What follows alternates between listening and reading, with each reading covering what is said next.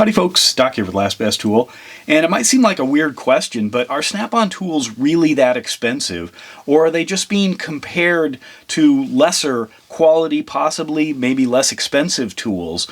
Now, if you're driving a screw and the screw is driven fully in, does it matter how quality or how expensive or fancy the screwdriver is? Are there other tangible things? Or should we be comparing Snap-on to its peers? And in this case, I'm going to draw out PB Swiss and Knipex. There are many different tool companies, some more expensive than Snap-on, but what's going on with the Snap-on pricing? Yes, there are some tools that just seem outrageous compared to even other high-quality tools because they have the Snap-on name and they might not even be made by anyone even affiliated with Snap-on, but instead, you're paying to be part of that Snap-on club.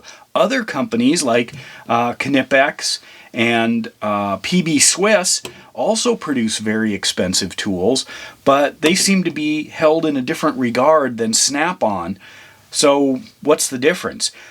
I think on the surface it might be that Snap-on seems to have a extremely wide product line and then have fairly expensive prices, what seem to be comparative, across the entire product line.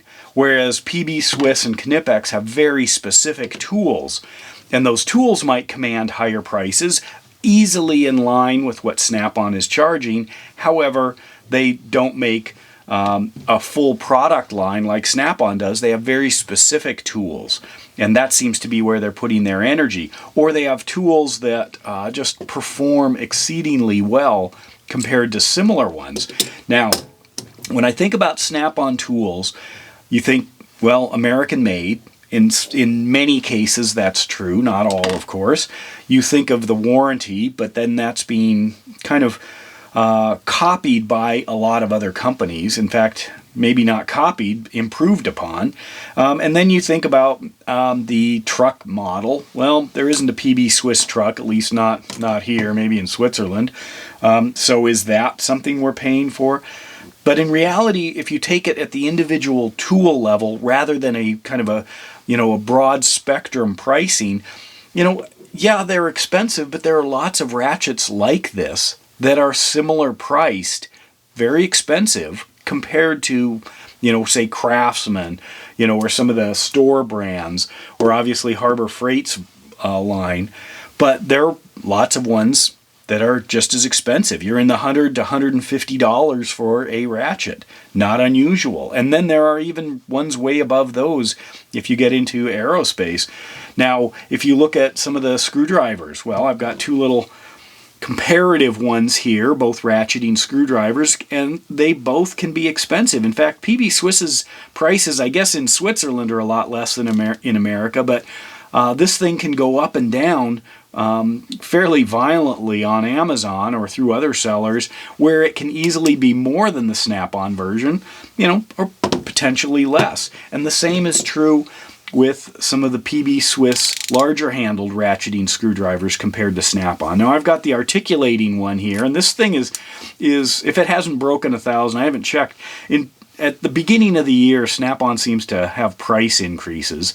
I haven't checked exactly what this thing's selling for now, but these are probably fairly comparable. If not, maybe the little bit longer one.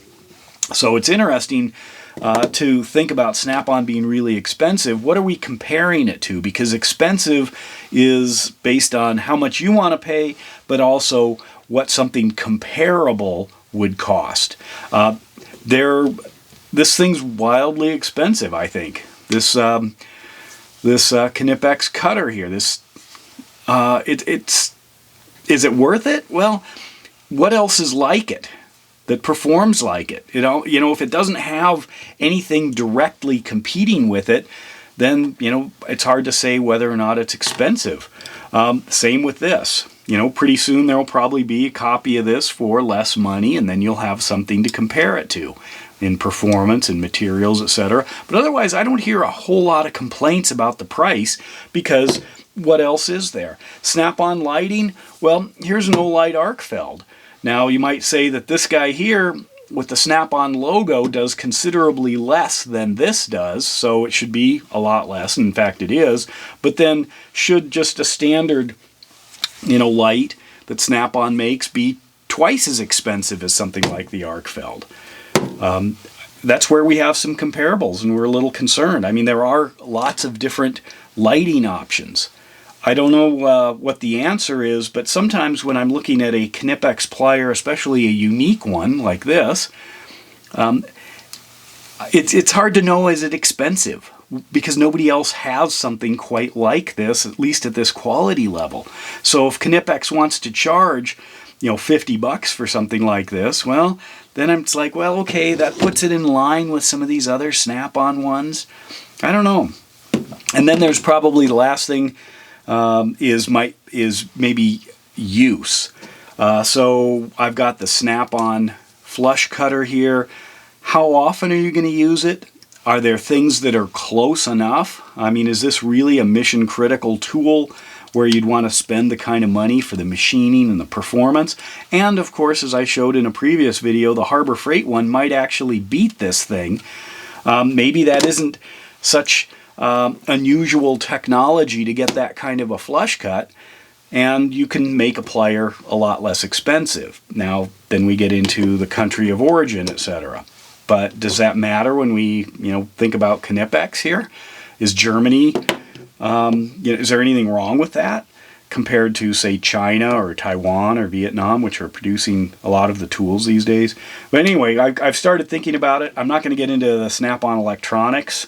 Then to me they seem wildly expensive, but also I'm not a professional mechanic, so I don't know the nuances. Does it make it worthwhile, or maybe you're just stuck that Snap-on's the only game in town for the features that you need? But for the standard stuff with pliers and screwdrivers and ratchets, I think we need to make sure we're talking about the same level of performance across several different metrics, like where it's made, like the warranty, like being able to customize, like with Snap-on, I can go on the truck and change handles. Does it have peers? Does it have a unique use? And then is it just a brand name because they're, Snap-on sells about everything, or is it a tool unique brought to the market by the company, which then generally you'd expect to be kind of pricey? Or are there very similar, just as expensive ones that we kind of ignore? I don't know. That's the question. Are Snap-on tools really that expensive, or are there just instances that kind of shock us? Let me know. And with that, Doc out.